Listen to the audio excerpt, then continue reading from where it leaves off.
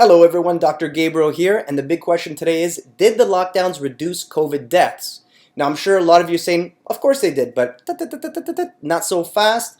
We have a John Hopkins University study here that may shed light on this further. But before, and we're going to jump right into it, but before we do, if you do like these videos, if you like this content, then please do me a big favor and like, share, and subscribe. Just tap that button. It really helps me out.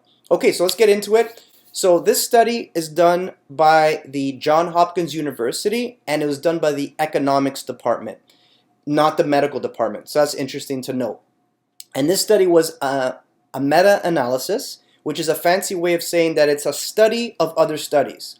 So this particular study looked at 24 different studies taken from data from 153 countries, so basically the world.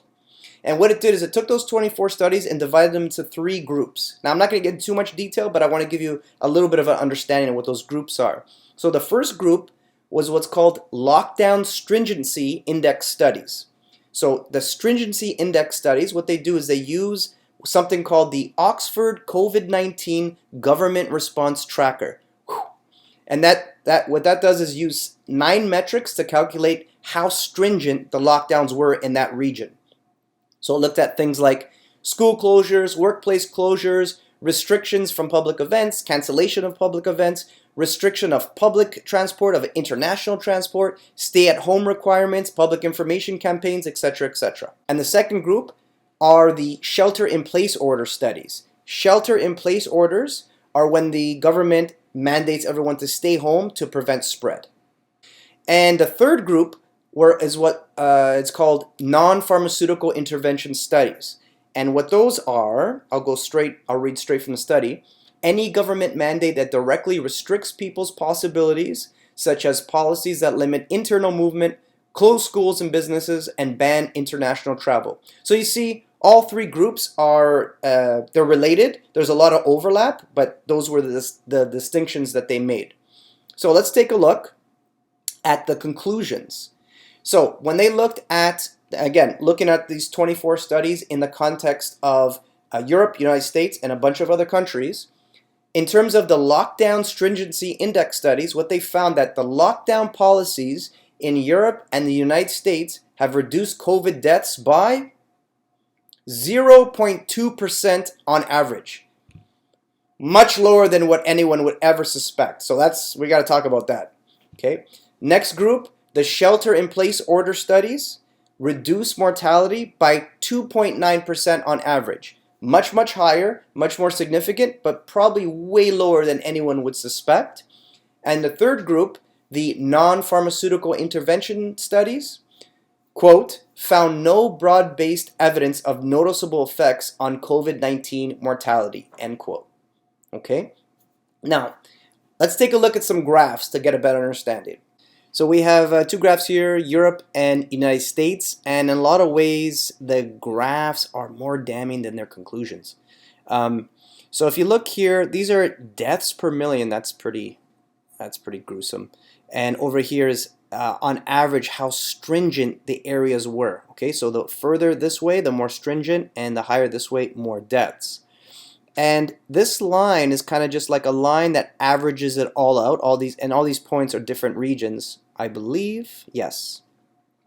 And this line averages it out. So actually what it shows is as the stringency increased, that means there were more stringent lockdowns, the more deaths there were. Now they didn't conclude that lockdowns cause more deaths, but oh wow, that's pretty damning. If we look at the United States, it's even more apparent. So you have these regions, and it looks like, say, for example, this region was the least stringent and had the least amount of deaths, or not the least, but it had a low amount of deaths, versus some of these ones up here that were more stringent but had more deaths. But there were some here that were quite stringent but had very low deaths as well. But on average, you see that there's a slight correlation between the areas that lock down more and the number of deaths. So quite damning, and really just completely slaps in the face the mainstream narrative.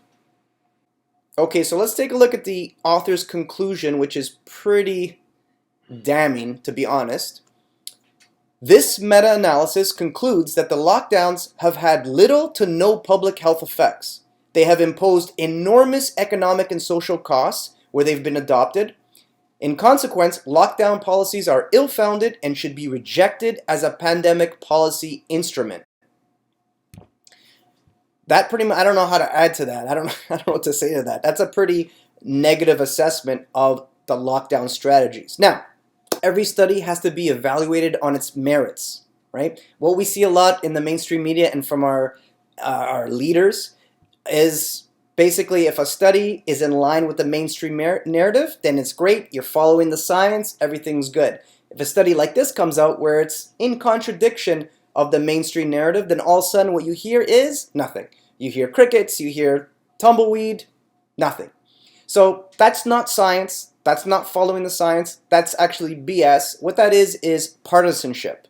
Okay, that means just entrenching yourself further into your team, your side. It's tribalism. It's not helpful. It's not going to help anyone. It's not going to help us. So what I like to do is find a middle ground where people from different sides of the political spectrum can engage. So I like to offer two main criticisms of this study. There's probably more, but this is not my expertise. But I think there's two main problems with this study that I want to talk about because I think it's worth it. So first, and I hope I can explain this, this study concluded that lockdowns don't really work. But I don't think that's a fair conclusion to make. I think a more accurate conclusion would be the way we locked down didn't work. Because you have to understand that this study did not test how effective lockdowns were as a concept or per se, but looked at how well or not well an area actually locked down. I hope you understand the difference there. Okay, so I'll give you an example.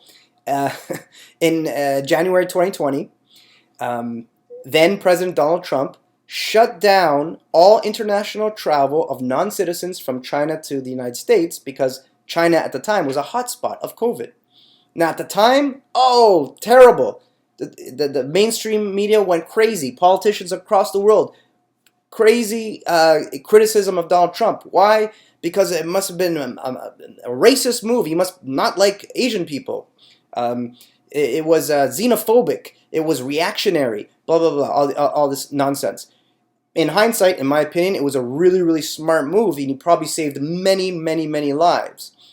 But the Trudeau administration, remember, if the orange man does it, then the opposite, and the orange man's so bad, the opposite must be good. So the Trudeau administration didn't close down travel from hotspots, including China, including Italy, for 6 or 7 months after the beginning of the pandemic.